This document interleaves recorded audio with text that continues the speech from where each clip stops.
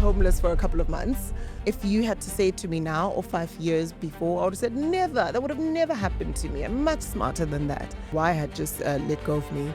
This is the first time I'm speaking about this, by the way, out loud. When I got to YFM, I was like 23.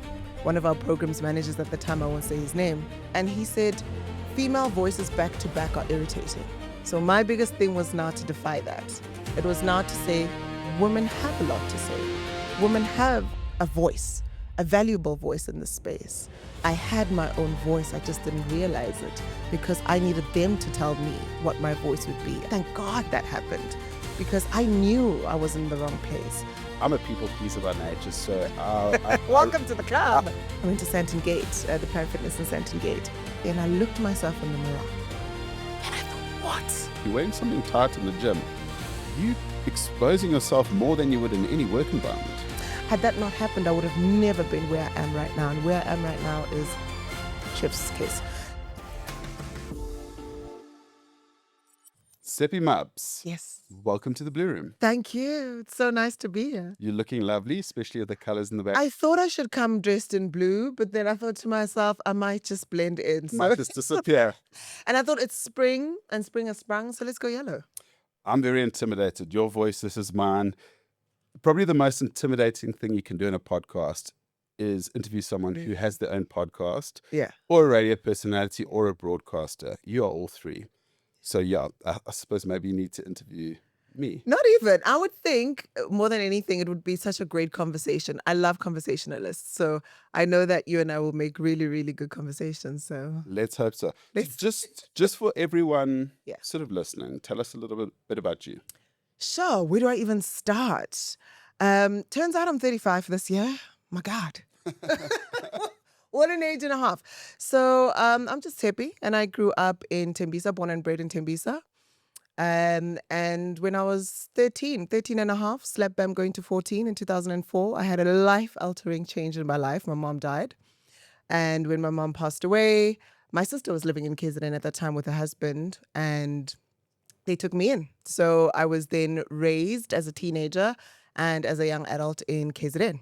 So I lived in Pinetown for many, many, many years. I went to Pinetown Girls. And Okay, I'm a Durban boy. Are you? Yes. Where did you live? I was Morningside Berea, went to Durban High School. Right. Oh, you went to Durban High School? Yeah. Why don't you have the twang? Because I know the Durban... So does everyone from Pinetown go into radio? Because Wackhead, Darren Simpson's a Pinetown boy. Hey, now that I think about it, I don't know. Most people that I know, I'm probably the only one that I know. Okay. No lie, actually, I know a couple. I know a few of my friends also who worked at Gagasi FM, and I worked at Gagasi FM as well. It was a 3-month stint, but I did it. And I loved it so much. I also worked at YFM for many years, about 12 years of my life. That's probably where a lot of people know me from. I have my own podcast as well. It's called The AirPod. And what else? I also have my own foundation. It's called The Crown of Hope, and it's meant to positively uplift and develop young ladies. And what else? I'm also Carla on CTM. Yes. So I don't know if you know CTM. Of course you know CTM, but I don't know if you know the Carla Tito Mario. Back then it used to be Carlo Tito Mario, as Nige would say. So we have rebranded it, and now it's Carla Tito Mario, and I'm the C in the CTM. Oh, nice. I'll listen out for that. You should. It's such a really, really lovely campaign. So, I mean, what first drew you to radio? Was it the microphone? Was it the music? Was it being heard? Funny story, actually. I never wanted to be in radio. I wanted to be an actress. That's what I was. I studied actress. I studied acting. I studied drama and performance studies at the UKZN, Howard campus. And that's all I wanted to do. I was like, oh, I want to go act. I want to go to Generations. That was my dream. That's what I wanted to do.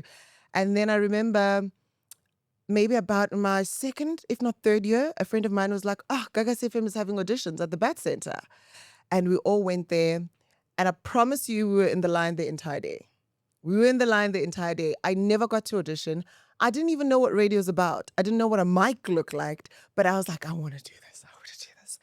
And we never got to audition. And ever since then, my curiosity spiked. And I said, there's no way. This thing that I never got the opportunity to see or touch or even do, I want to do it. And the rest was history. A couple of years later, a friend of mine sent me a message and she's like, YFM is doing this thing and they have this Y Academy thing, so send through your stuff. And I said, no, they only do it once a year.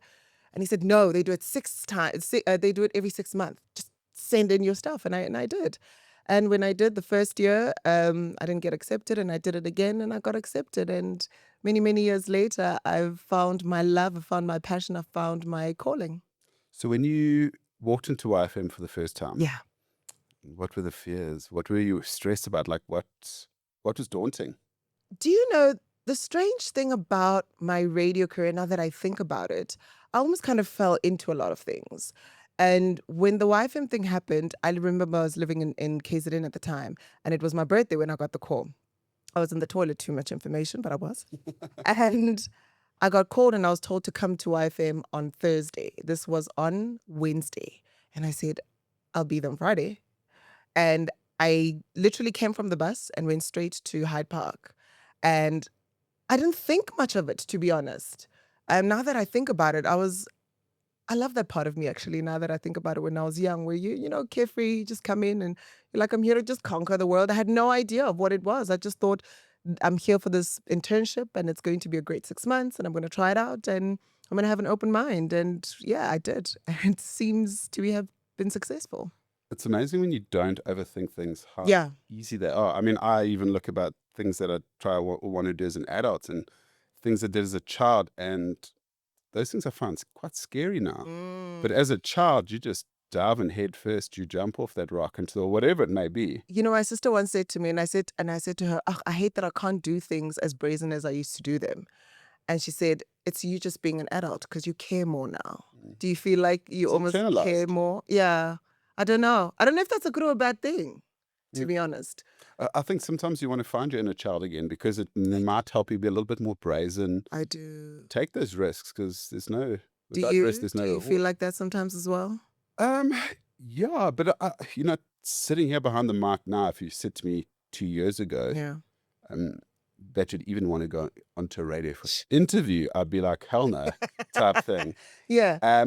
But I did decide that I'm quite shy by nature. So for me, I'm shy. Oh, really? I couldn't tell. No, I am. So for me, it was more about putting myself out there and going, okay, right, things like putting out content and doing certain things. It became a path I had to kind of plot and ease into. But I'll never forget, like, the first time I did like a solo interview on TV about some stuff, and I went to the Espresso morning show, and I was like, oh shit, like all these people. And then it was Graham Dowd, it was Carl Wasty, it was Raul de Mornay, Yeah. and who are now all very good friends of mine, and a lot of them do our competitions and all the rest.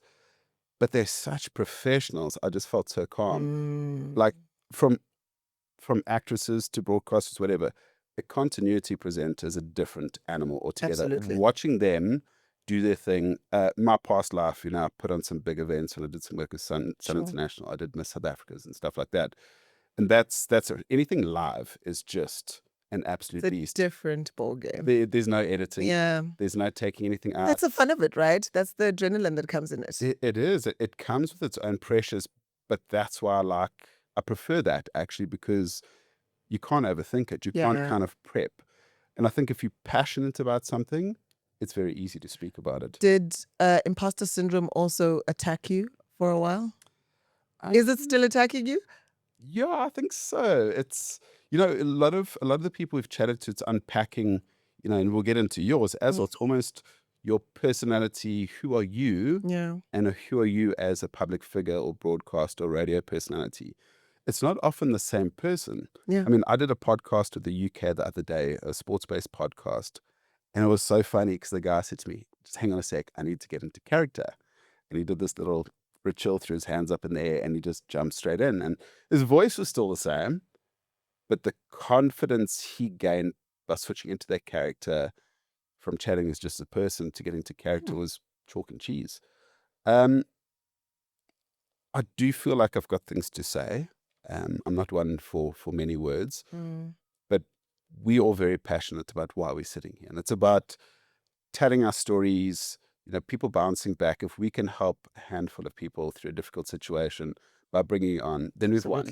Yeah. Being a young woman back then, in a very male-dominated space, being broadcasting and radio, for a long time, it's still very much, in a lot of spaces, it's still very much a man's world. And you went in young female, you even moved cities. So it's probably a big change for you. What fears did you walk in with? And how did that space then shape your confidence? And what did you have to fight for the hardest? Sure. That is such a great question, because one may think that that's something that happened back then, but it's actually something that had to be a process. And it only started happening when I was much older. Like I said, I mean, when I got to YFM, I was like 23, and we did a 6-month program. And at that time, so it's a 6-month, very, very strenuous process, right, in order to get you on air. And towards the end of your 6 months, you're now going on air for the first time. Yes, it's at 4 a.m., but you're going on air. On air, it's on air. And I did that. And when I did it, I knew nothing. All I knew is that I have a personality, allegedly. And I just don't know how bright it would spark. And I know that I know how to speak because of my drama degree.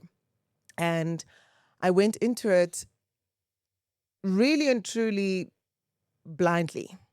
I was just like, this is something we're doing. This is part of the process. This is great. And just towards the end, they sort of chop and change based on who they need or who they feel should continue on air.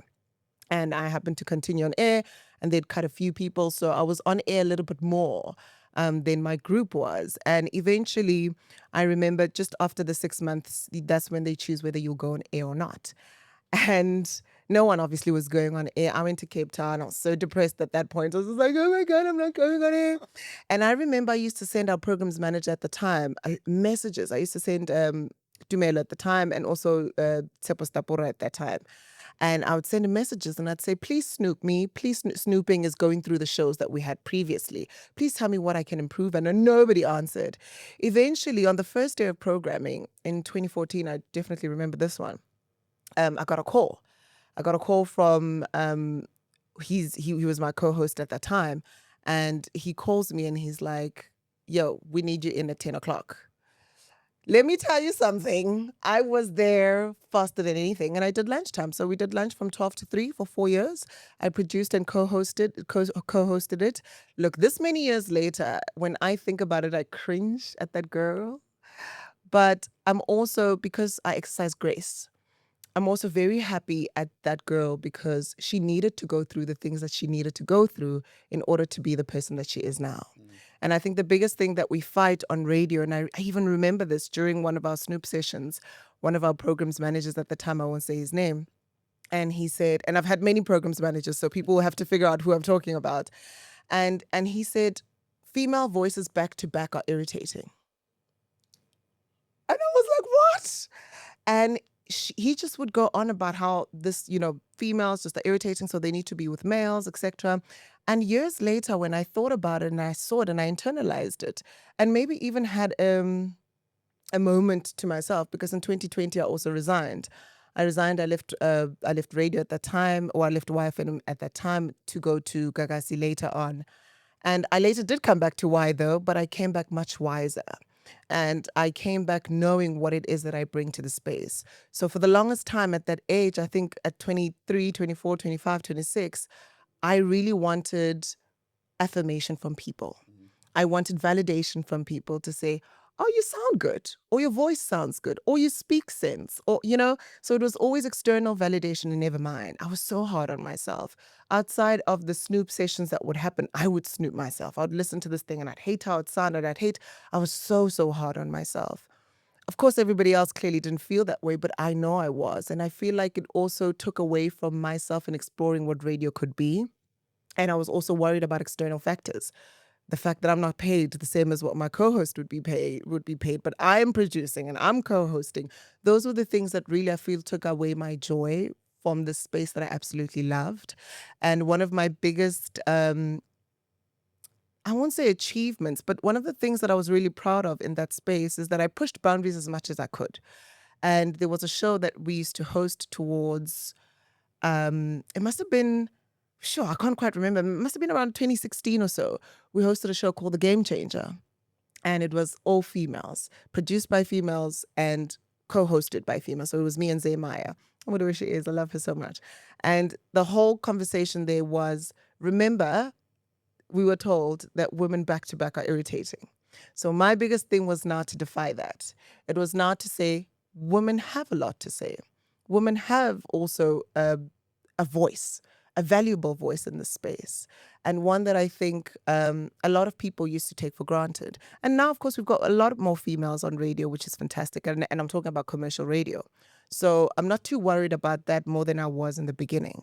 And now that I see it, and now that we did the Game Changer, we talked about all things females, really. It was a 10 o'clock show, so we literally pushed the boundaries. We spoke from STDs, STIs, financial issues, family issues, you name it, we spoke about it. Because that was the whole point. I wanted to push those boundaries, and we got the opportunity to, thank God. I think we did it, must have been for like a year. That's all I needed. That's all I needed to prove that we are needed, we are valued, we're so important in this paradigm. So that for me was one of those moments where I thought to myself, I'm tired of every war. What do they say? You don't need to fight every battle. And now that I work at African Bank now, and I do corporate radio, which is a complete change to commercial radio, and I absolutely love it. And it's also female run. So when I see that, and now that my nervous system has sort of calmed down, I'm able to see things from a different perspective. And now that I'm older, of course, I'm able to also judge it from a different perspective to say, maybe there's some wars that just didn't need you there. There's some fights and some battles that just didn't need you there. Where I am now, I feel like I've won my battle. I'm able to listen to myself now on radio and not go, I'm able to listen to myself now and not judge myself, because I feel like every single process and every step that I took was necessary into my journey and was necessary to bring me where I am and probably propel me further. So I think what you're getting at is you probably spend a lot of time and effort fighting external. Oh, absolutely. Well, you didn't give yourself enough time to actually appreciate yourself and your internal progression. You were not given that opportunity to appreciate yourself because it was never about you. It would always be about the male that you're with. Or the male that, that's what it was. And later I got to realize, and don't get me wrong, I respect all the guys that I've co-hosted with, that I had my own voice. I just didn't realize it because I needed them to tell me what my voice would be. I needed them to tell me who I would be and what I needed to be. And now when I started realizing that I'm not, that's when the clashes started happening.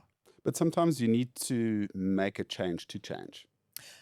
Absolutely. And the change is destabilizing for everybody. Yeah. I mean, when I think of my first co-host, when I started standing up for myself, when I started realizing my voice, when I started understanding my power and my value in the space, there were a lot of clashes there. And I think for a lot of people, it's normal because he came in with a different perspective of who I was, and I came in with a perspective of who he thinks I was or who he wanted me to be. Now, when I realize myself, he's like, who is this girl that I'm co-hosting with? Which is fair. And in the same breath, I always even say to people, you have to believe the version of someone else, of what they tell you. So what he's experienced of me, believe it. It's true because it's what he experienced from me. Yeah. In the very same way, people need to believe my version of stories because it was what I experienced of the other person. So you really get to learn grace. You really get to understand that humans are humans, and no one is exempt from humans' emotions. Yeah, I think we all brought up in different environments, Absolutely. See things differently. Maybe it's a threat thing, maybe it's a masculinity thing, maybe it's a cultural thing. You don't know. And I'm not trying to figure it out anymore. No. I think for the longest time I've been trying. Hence I said, not all battles need to be fought, man. And I don't know what it is. I don't know whether it's ashwagandha that's helping me. I don't know whether it's therapy, or I don't know. I think 2 years ago, I had a really, really life-changing experience in my life. And that has helped me to see life so much differently. And I will never trade. I mean, 2023 was supposed to be the worst year of my life. Turned out to be the best year of my life because it was not necessarily career-wise, but me as a person. I would have never discovered myself in the manner that I did. And that's when I ran into fitness, to be honest. Yes, I used to work out quite a lot, or thought I was working out quite a lot. But that one forced me to focus on so many things. That life-changing experience really taught me to focus on, if you're going to do fitness, you're not just going to the gym and next thing you're doing chest, you're doing this, you're doing that. You're doing all things that what are you doing? What are you here for? So I started having a purpose. I started having to be intentional in every single thing that I do. So I think the biggest thing that I go by now is intention. If I go back to commercial, there needs to be an intention. Why? Why am I going back? when I relaunch my podcast, there needs to be a reason why. I get people who are saying, Tshepi, your podcast. I was like, well, they're still there. You can go back and listen. But I have no intention. My intention to come back is not as strong. I mean, if you read Oprah's book, and I love this quote so much, she speaks about intention quite a lot. And she says, you'll find that people will stay married for the sake of staying married, because their intention is to be married, while other people's intention to be married is they want to build a loving relationship, a holistic relationship, whatever people get married for. But that's the intention. So you have to discover your intention in everything that you do. And I did. And I move in it unapologetically. So was your sort of defining moment your personal growth? Rather, for me, my personal growth will always trump any success I've ever had in business. Absolutely. Absolutely. I mean, I keep speaking, I'm alluding to it. Maybe let me even just speak about it. In 2023, I was in a 2022 going to 2023, I was in a relationship. And it's not that, and I needed to be clear, I was not mad at the breakup. The breakup's not what broke me. It's the displacement of it all. It kickstarts something. Oh, I got displaced in a way. If you had to say it to me now or 5 years before, I would have said never. That would have never happened to me. I'm much smarter than that. It didn't. And it had to happen at that time. And I thank God, and I live in gratitude now because of that. Because I was able to realize that firstly, I'm human. It happens to everyone. Yeah. It's really how I bounce back. And my family never knew. My family never knew that I was homeless for a couple of months, because I said, I put myself in this position. I need to get myself out. It's not anyone's responsibility to get me out of this. And I'm so glad I had such supportive friends to help me through it. And in that time, I remember even saying to a friend of mine, I just need a place. I said, I just need a room. Yeah. I just need a room to sort of hide underneath and just wait for a storm to pass. And this was in the time also that I had just left Y. Actually, Y had just let go of me. And the second time when I was coming back, and this was for personal reasons, which even that, thank God that happened, because I knew I was in the wrong place. But had that not happened, sometimes God has to push you out of things. Had that not happened, I would have never been where I am right now. And where I am right now is chef's kiss. So if that had never happened, I would have never seen myself to this place. And I remember calling my friend, and we're now trying to find a place for me to stay.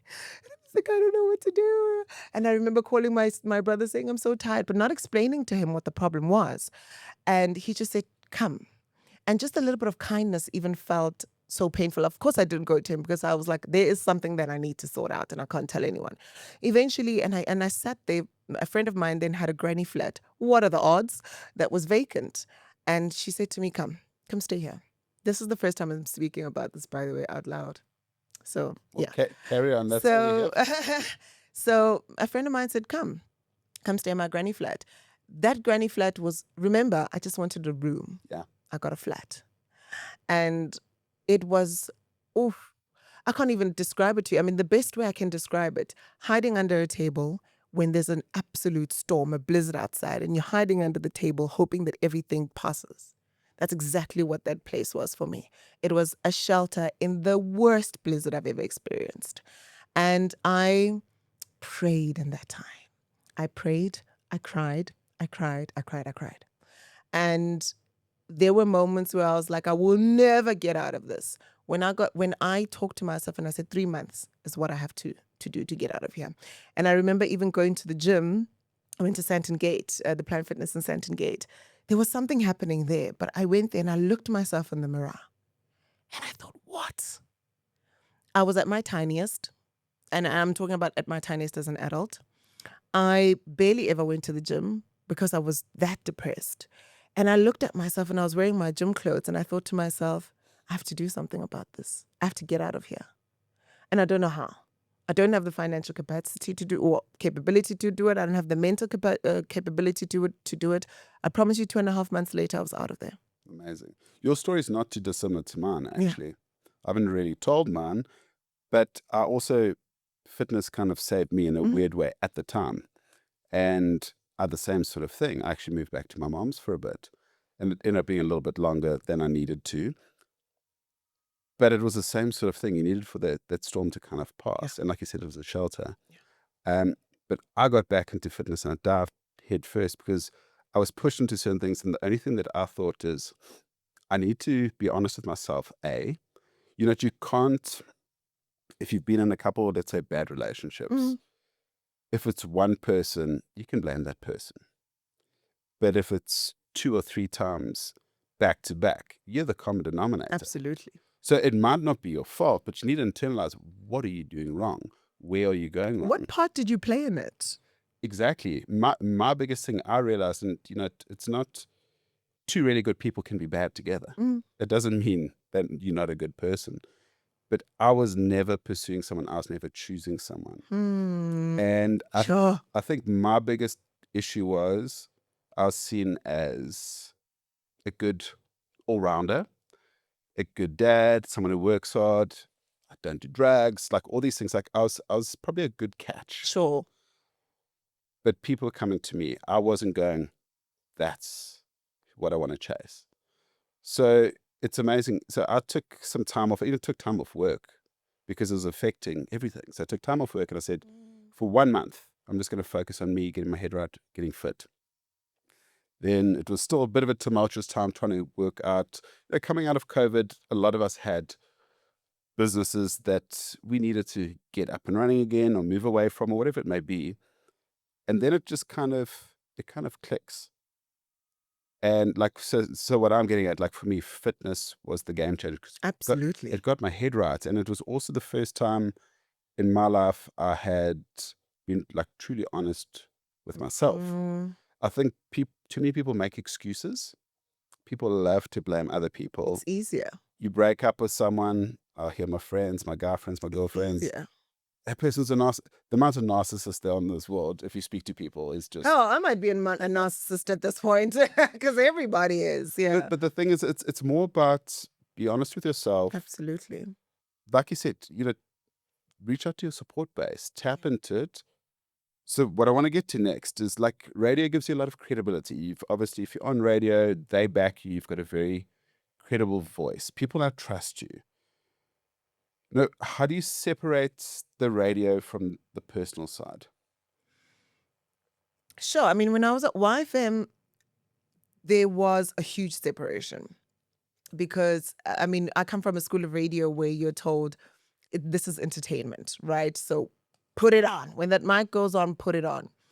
And I did. And maybe I could say like 10% I was me.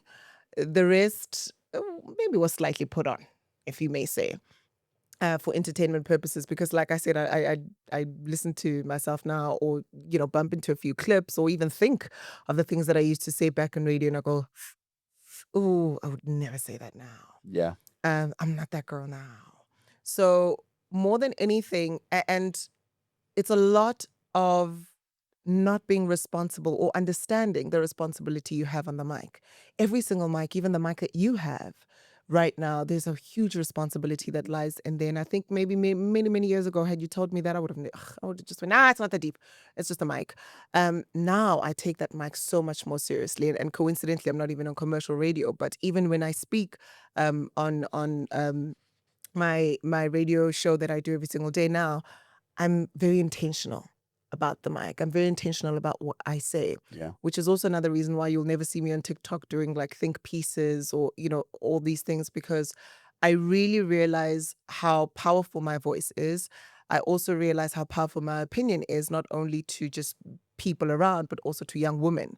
And I never understood that. I never understood that power. And I mean, by the time when I was I wouldn't say I was always reckless on air at all, but I do know that there's some conversations that I know I could have tackled much differently.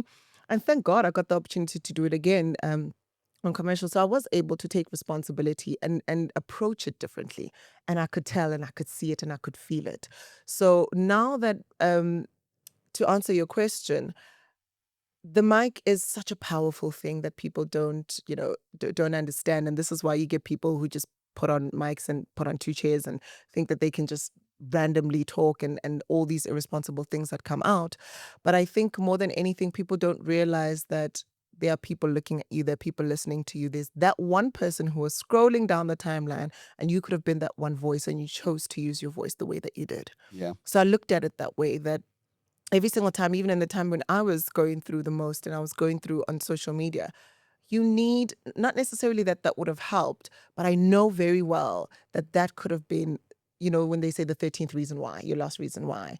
So it's very important to say the right things, do the right things, be the right person, but also challenge, and you can challenge without trying to be randomly controversial for no reason.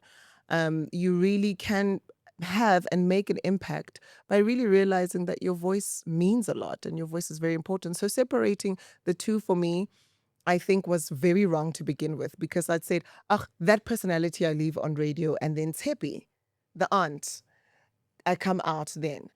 No, because when I go out, nobody knows the difference. Everybody just thinks, that's what you are and that's what you are. And now that I got older, the person that I was from 2021, the person that I was on radio was 100% the person that I was live jive. When I say live jive, I mean face to face. Yeah. So I've learned that the separating of the two is unfair for the people who are listening to you, for the people who love you, because it almost feels like you're deceiving them. It almost is like you're that cheating husband who's living two separate lives. And I thought it's not fair for that to happen, but also why? Why am I doing it? I'm not here to try and sound like, or try be the clown in the circus. I really want to make a positive impact, because that was what my intention was when I went on air every single day from that day on. So even now, the person that you hear on radio, on my podcasts, everywhere else, that's me, except Carla. Of course, Carla is Carla. But generally, I'm the same on air as I would be, personally. I mean, I think there is a large responsibility with it. So, like for me and May, we discussed why we wanted to do this and how important it was to us. And it's our opinions, it's our views. We're not experts. We're not here to give advice. We're here to create a platform for people to share their stories. Absolutely. For people to gravitate towards. And you get people that absolutely love you and what you're doing. You'll get the detractors. You'll get people that hate what you're doing. Yeah. I'm a people pleaser by nature, so welcome to the club. I really struggle with anyone that doesn't like me or is some sort of criticism. But actually, the other day, one of our first guests, he said, offense isn't given, it's taken. It's taken. And I was like, oh. And it's so true, because ultimately, if you're telling me something, it's your opinion. Absolutely. And I can only take offense to it. Usually if you take offense to it, because it's true. Mm-hmm. And you're not happy. So I think the biggest thing for me on this show is authenticity. I think it's the one thing the world's seriously lacking. Is just in this era of social media. Yeah. So when you said about imposter syndrome earlier, it's not about I'm developing my own confidence, but it's still the exact same person. Yeah. What you see on the show, what you see out there, it's the exact same thing. But like with you being on radio, you're on all the time. Whether you're having a good day, a bad day, you're pouring from your cup constantly and consistently to pick up other people's energy. Yeah. Like how do you do that? Like how do you always pick yourself up to do it? There must be some sort of imposter syndrome with that. Oh, of course. The imposter syndrome, do I still have it now? Yeah, maybe just a little bit, but I grapple with it. I now and again I try to talk myself out of it, and I'm working on it. But when we're talking about that part, for me, you really have to be you have to understand yourself. That's the biggest thing. It's knowing who you are and what you bring and why you're the way that you are. And I think that also another thing is we expect to be the exact same person we were when we were 24, when we were 25, etc. We evolve. Why can everything evolve but not you, not your personality, not how you see things, not how you view life? So I really had to start viewing life differently for myself and understanding who I am now. I'm much more gentle. I'm much softer. I listen now more than I listen and I hear. I'm not doing it to just respond. And I think maybe that was back then. So I've learned to sort of do things a little bit differently now. And I've learned to calm down and not be so reactive. That really does help me to rationalize a lot of things and to see things a little bit differently and approach things differently as well. And I think that's the biggest thing. Is that something that came with maturity, or is that tools that you used? Or is it your own sort of self-discovery to get there? Look, I do 100% think it's maturity. But also I did a lot of reading. I did a lot of reading. I read every self-help book in the land. I watched a lot of TED Talks. I mean, I also tutor English as well to adults. So we'd watch a lot of TED Talks that they think it was more about them, but it actually was about me. And even communication tools. I would teach them communication tools, but I was actually teaching myself these communication tools. And what's the nice part about it is because I taught multiple students, I would play it multiple times. So it would ring to me differently multiple times. So it's 100% maturity, it's exposure. I've met so many different people in my tutoring space as well, which I absolutely love. I mean, I've met people from Poland, I've met people from Spain, I've met people from Turkey, I've met people from literally different walks of life who do so many different things and who do things that I would have never thought and travel to places where I would have never thought. And I think just that exposure and that ability to speak to them every single day for that hour gave me a different perspective on life. And that different perspective helps you to channel life differently and look at life differently and approach things differently. So every time when I would have reacted the same way I would have maybe 100 times before, I first sit back and I say, okay, based on how many people you've had an interaction with, how many people you've had, shared a space with, how would they have reacted? How would you have approached this differently? So that's how I tackle it. Also, another thing is I have a sounding board. When I feel like I'm about to be reactive and it's right, because when you're going through high emotions, it's right. Yeah. It's justified. I call my brother, the most rational person I know. For me, I always say it. I said, if you respond with emotion, you're always going to be wrong. Absolutely. So it's, oh my God, you're not wrong. I had something happen the other day that's still pissing me off. And I thought about it for the last 3 mornings and I still haven't tackled it head on. But also it's probably not important. It never is. It's not. It never is. So I've got my sounding board. Who's your sounding board? The missus. Oh, okay. I wouldn't say she's always as rational as her brother, potential. I think our hearten she's almost like my little pit bull. Yeah. My attack Because dog. that's what I always say. And I love women, by the way. Let's not even take this person out. I always say, women are so reactive. So you kind of always need someone to sort of take you back. So when you're saying that you've got the polar opposite of it, it's quite interesting. But you know what's so beautiful about it? It's born out of loyalty. It is. Absolutely. And yeah, so you've obviously empowered yourself, self-help and all the rest. What does empowerment look to you outside of that? Beyond hashtags, your campaigns, what is, maybe touch on the female side. What is empowering for females? Sure. I think, and I love that you asked this question because just the ability, I mean, there's many things, but I've learned to be thankful and notice the small things because we tend to notice the big things, right? That's the significant things. But it's even the small things. I think for me, my empowerment comes in embracing my femininity. I think for the longest time, we were taught to look a certain way, to be a certain way in order to be attractive to men or in order to have men give us a little bit more attention or to take us seriously even. And it became the small things that I started doing. If anybody follows me on my social media, my gym accessories are pink. And I will go into that weight section in my pink accessories. And look, yes, sometimes they judge me at the gym. They'll be like, girl, you're also pink. I said, yes.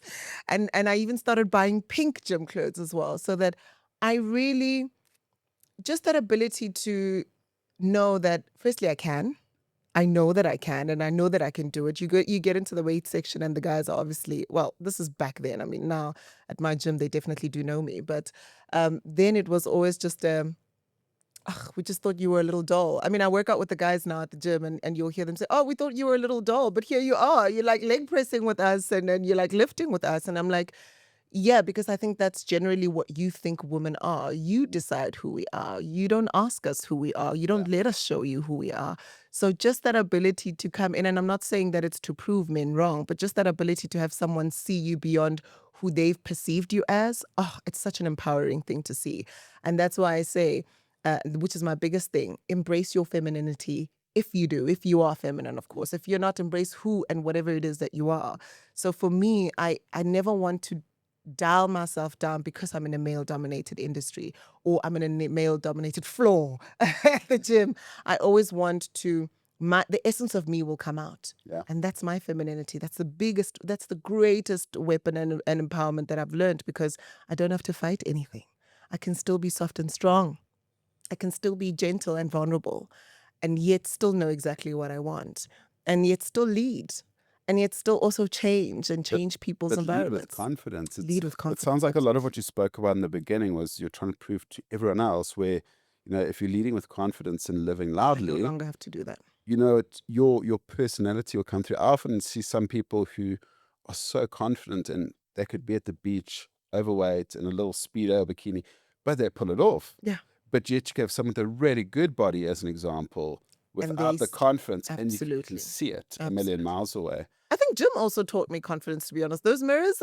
But also you're very exposed, especially as a female. If you're wearing something tight in the gym, you exposing yourself more than you would in any work environment. And can I tell you the funny thing about that? And maybe because I do that so often, I literally said to myself, you're going to dress how comfortable you are and how you want to look.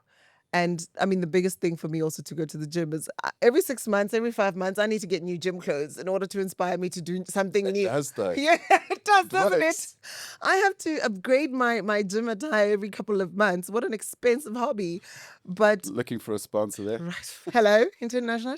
But generally, I think for me, it's very important to know that when you do what you do, I mean, you're talking about authenticity. It's really about being authentic to yourself and really understanding that even when you are there, it was never about anybody else. Going to the gym was never about anybody else. How I dress was never about anybody else, and it still isn't. So when I go to the gym and look at myself in that mirror, I always said, if I'm wearing, no offense to anyone who wears T-shirts and long T-shirts when they go to the gym, I said, I will never see what I want to do. Never see your shape. I will never. Yeah. And I'll never improve it. And I'll never see when I've improved. You know that moment where you see yourself and you go, ooh, girl. And you go find another mirror because you think that might just be a good one. And you're like, okay, I see you. So those are the little things for me that are like, this is why you need to continue wearing shorts, girl, because now you can see the definition in your thighs. Now you can see, those are the things that are really lovely. I love what you said earlier about game changers. I'm just going to talk my way through it. I didn't know too much about it, but I love that women are talking about women things because there's so many, especially, I think we're a very conservative country still. We're not a very liberal country. And so many girls out there have questions and people just aren't speaking about them. So I think that's great. But what I want to jump to, just to close off here, you've built an incredible portfolio career, if you can call it that. MC, voice artist, brand ambassador, your journey's still kind of going. Did your diversification in your career protect you mentally, or did it stretch you a long way out? Sure. I think it stretched me. I think it stretched me a lot, but maybe unknowingly. Because when I think about it, I was like 20 when I started my foundation. I'm going to say in inverted commas because it was never a foundation. It was an idea I had. I remember calling Akino Matosa and I said to him, I don't like my birthdays. I don't like celebrating birthdays. I just want to do something different. Did you got your first job on your birthday? Right? I know, now that I think about it. Thank you for making me notice that. But I suppose when blessings comes, we don't see them like that. And at 24, and I said, I remember when I was younger, and yes, I was a girl living in Tembisa and I had friends in the suburbs, and I never felt at all that I was that girl who lived in the township and maybe one may say lacked. No, I wouldn't say that. I wouldn't say I lacked at all, to be honest. But maybe geographically, if within speaking, saying, someone who's not necessarily exposed, etc. And I said to him, this is what I wanted to do. I said, I'm going to do a slumber party for 10 underprivileged young girls, and I'm going to expose them. Because that is what my slumber parties and the slumber parties we used to have with my friends did for me. They exposed me. And I took 10 underprivileged young girls. I mean, the first 2 years, I think it was just around Gauteng in general. And it was between 18 to 21-year-olds. And we'd take them to, and my biggest thing was I'm going to take them to a 5-star hotel. And I'm going to make them experience it and show them that you can do it. And you can do it alone. You don't need a man to take you through all of this. And particularly my friend and I used to drive the caravans. VW used to sponsor us, and we would drive them ourselves. I said, this is going to be a woman-led project from the start to the end.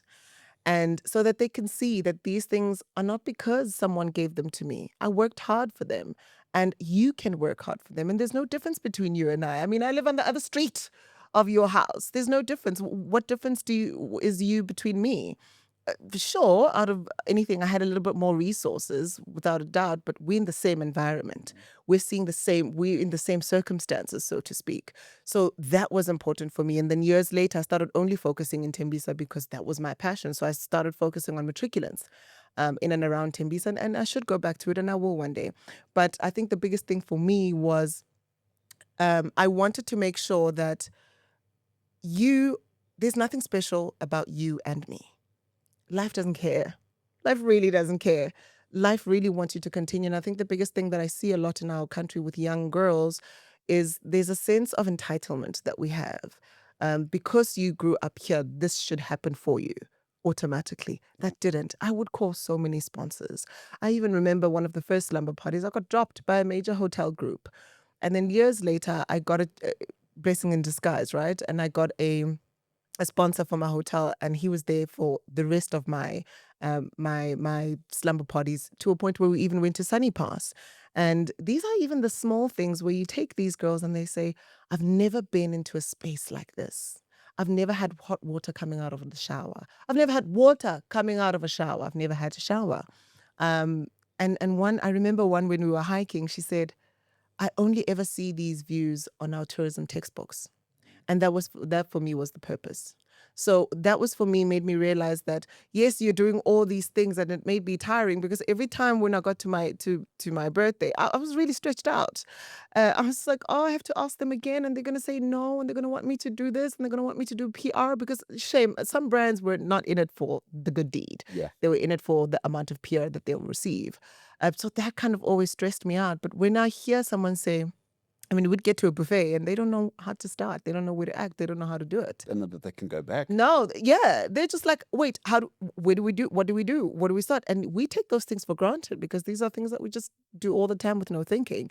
So having seen that just made me realize that, firstly, you're not overstretching yourself. You're understretching yourself, if anything, because you're not doing enough. And to this day, and now that I'm speaking to you about it, I'm realizing that I'm not doing enough, because there are more young ladies like this. There are more young ladies who need to be exposed. There are more young ladies. I mean, we ended up doing in one of my foundation, I think this was in 2019, just before the pandemic, getting 10 girls hired in 3 months. And that's exactly what we did. I never felt overstretched. Right now, when I think of all those things that I used to do, I'm starting to feel like, this was a lot. And I'm doing a quarter of the things that I was doing. And maybe because I've also learned to know that, one, as always, I will always mention this, I'm human. And number two, I've prioritized my health, and I've prioritized rest.